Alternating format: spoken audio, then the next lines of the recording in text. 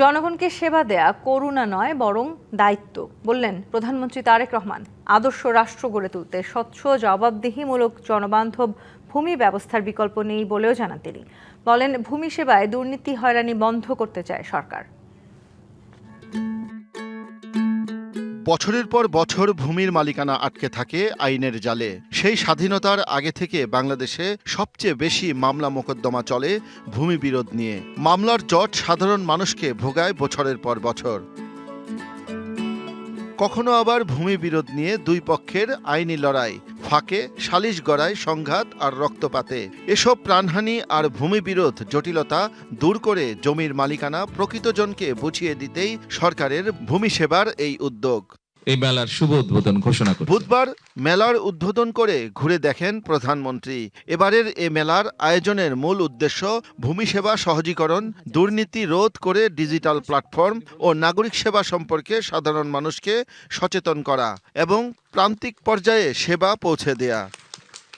প্রধানমন্ত্রী বলেন, ভূমি সেবায় দুর্নীতি, হয়রানি ও মানুষের দুর্ভোগ লাঘবের জন্যই সরকারের এমন উদ্যোগ। প্রধানমন্ত্রীর স্পষ্ট বার্তা, ভূমি নিয়ে অনিয়ম, দুর্নীতি আর মানুষের দুর্ভোগ দূর করতে হবে যে কোনো মূল্যে। সেবা প্রদান জনগণের প্রতি করুণা নয়, বরং জনগণের সেবা নিশ্চিত করা আমাদের দায়িত্ব বলেই আমি মনে করি।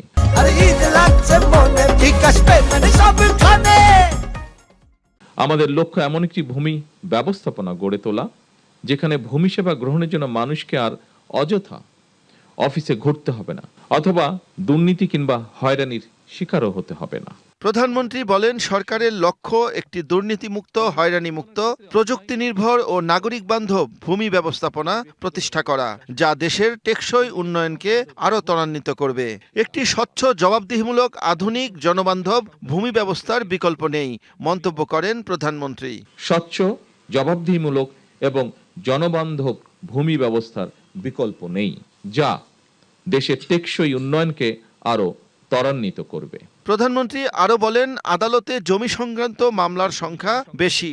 এসবের সমাধানে গ্রাম আদালতে আলোচনা বা বিকল্প বিরোধ নিষ্পত্তিতে জোর দেন তিনি। প্রচলিত আদালতের বাইরেও জমিজমা সংক্রান্ত বিরোধ নিষ্পত্তির জন্য গ্রাম আদালত কিংবা অল্টারনেটিভ ডিসপিউট রেজুলেশন এডিআর অর্থাৎ বিকল্প বিরোধ নিষ্পত্তির মতন আইনানুগ ব্যবস্থার মাধ্যম অবলম্বনের দিকেও জোর দেওয়া জরুরি বলে আমরা মনে করি। সারা দেশের সকল জেলা উপজেলায় মঙ্গলবার থেকে শুরু হওয়া ভূমি মেলার মাধ্যমে সাধারণ মানুষ মেলায় নামজারি, অনলাইন ভূমি উন্নয়ন কর, রেকর্ড সংশোধন, খতিয়ান গ্রহণ এবং ভূমি সংক্রান্ত যে কোনো অভিযোগ নিষ্পত্তির সুবিধা থাকছে। শাহ ইমন, ডিবিসি নিউজ, ঢাকা।